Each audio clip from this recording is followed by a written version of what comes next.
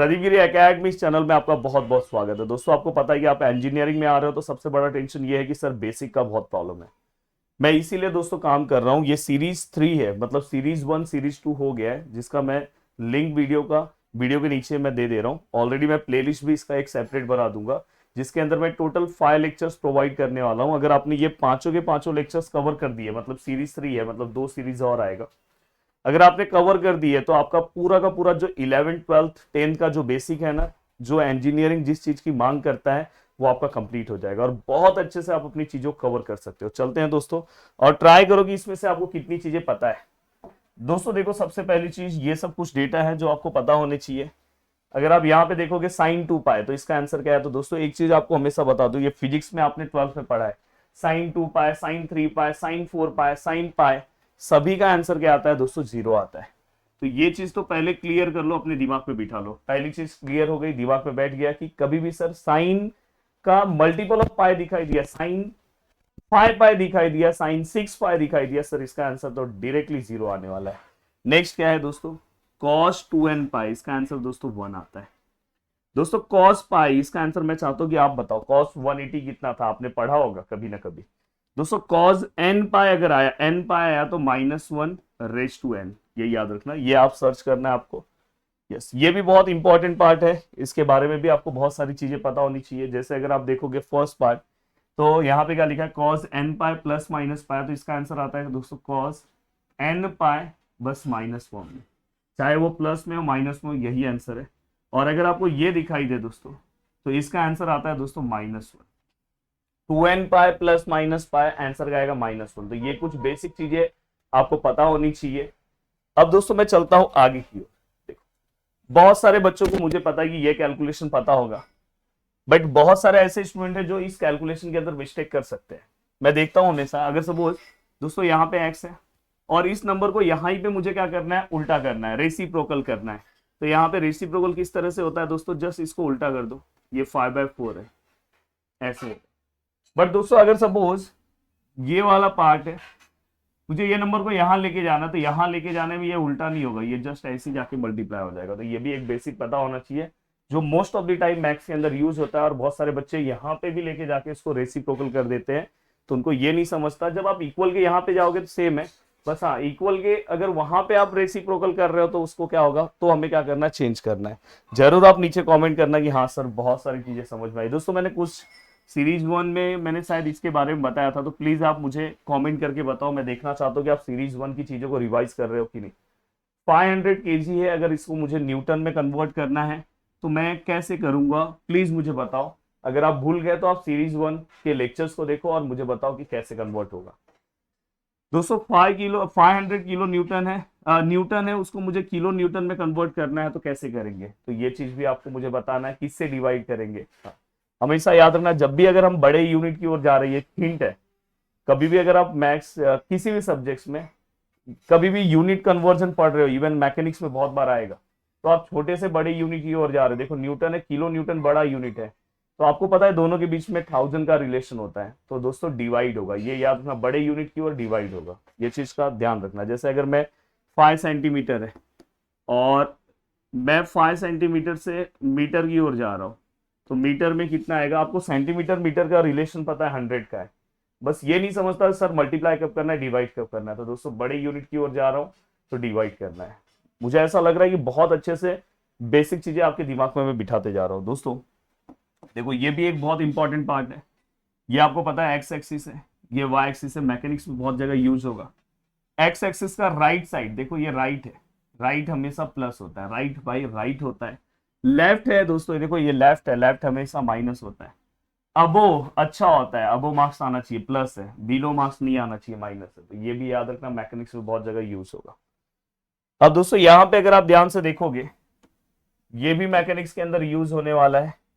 जिन्होंने मेरे कोर्सेस लिए होंगे एप्लीकेशन के ऊपर, उनको तो पता भी होगा कि मैंने ऑलरेडी वहां पे अगर आप ध्यान से देखोगे तो फ्रिक्शंस लेसन कवर करा दिए हैं जो आपके सिलेबस में।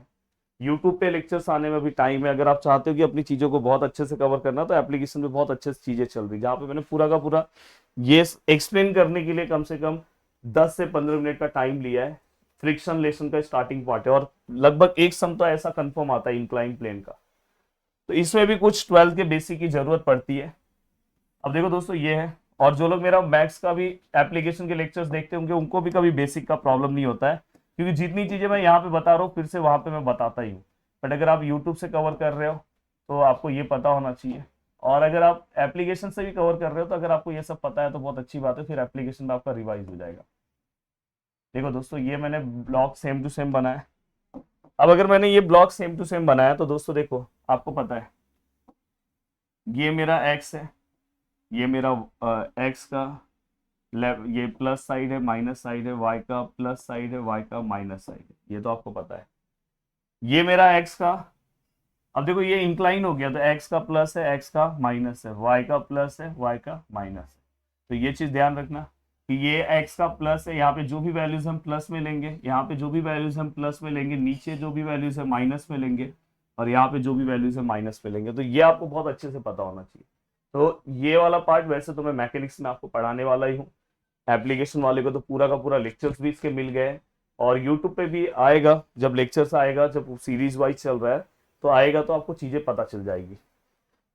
अब देखो दोस्तों यहां तक का पार्ट अगर आपने कवर कर दिया, नेक्स्ट अब नेक्स्ट पार्ट ये आता है कि समझो ये कि ब्लॉक है, और यहाँ पे दोस्तों एक फिक्स पार्ट, ये स्ट्रिंग दिखाई दे रहा है दोस्तों, ये भी हमने 12th में पढ़ा है इस टाइप का। तो बस आपको ये पता होना चाहिए टेंशन कैसे आएगा, टेंशन का एरो कैसे आएगा। दोस्तों अगर ब्लॉक इस साइड चल रहा है तो टेंशन आपको ऐसा एरो में आएगा, ये आपको पता होना चाहिए। तो ये हमारा क्या है, टेंशन। तो ये सब बेसिक चीजें जो है वो आपको छोटी क्लास से ही पता होना चाहिए। अब देखो दोस्तों यहाँ पे अगर आप ध्यान से देखोगे, जितने भी फोर्सेस, अगर समझो मैं summation of all forces in x direction लू, एक्स मतलब एक्स एक्सिस पे, जो लेफ्ट हैंड साइड जा रहा है वो माइनस, जो राइट हैंड साइड जा रहा है प्लस। राइट हैंड साइड कौन कौन जा रहा है दोस्तों, देखो ये लेफ्ट जा रहा है, ये भी देखो दोस्तों लेफ्ट जा रहा है, एरो से देखो ये राइट जा रहा है तो राइट है, मतलब ये प्लस 400। जो लेफ्ट जा रहा है वो माइनस आएगा, माइनस 600, और ये भी क्या आएगा दोस्तों, -20। पूरे का कैलकुलेशन आप मुझे बताओ, मुझे आप summation of all forces in Y direction बताओ। जो ऊपर जा रहा है प्लस, जो नीचे जा रहा है वो माइनस। जैसे ये देखो ये ऊपर की ओर है, एरो एरो देखा करो ऊपर की ओर है, एरो से ही आपको पता करना है, बाकी और कोई नहीं। एरो अगर आपको पता चल गया तो चीजें हो जाएगी। अब दोस्तों नेक्स्ट पार्ट आता है कॉम्प्लेक्स नंबर का, एक बेसिक बहुत ज्यादा चलने वाला है, कॉम्प्लेक्स नंबर का कार्टेशियन फॉर्म। ये हम कॉम्प्लेक्स नंबर का कार्टेशियन फॉर्म बोलते हैं इसको। और ये अगर कॉम्प्लेक्स नंबर का कार्टेशियन फॉर्म है तो सर पोलार फॉर्म क्या है, पोलार फॉर्म है दोस्तों इसका r of cos theta plus i of sine theta. ये दोस्तों इसका क्या है, पोलार फॉर्म। ये भी आपको पता चल गया।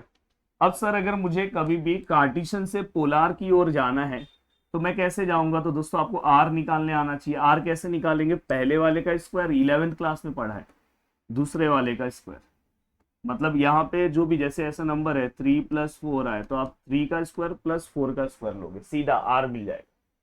अब r मिलने के बाद नेक्स्ट पार्ट आता है कि सर थीटा की भी रिक्वायरमेंट है। थीटा मतलब क्या होता है दोस्तों, तो आपको सीधा सिंपल क्या करना है, यहाँ पे summation theta which is equal to tan inverse imaginary part के साथ y है एंड डिवाइड बाय x। तो ये सीधा सिंपल है, बट ये किसके लिए एप्लीकेबल है, फर्स्ट क्वाड्रेंट के लिए। जब हम सेकेंड क्वाड्रेंट में जाएंगे तो यहाँ पे थीटा का वैल्यू चेंज हो जाता है।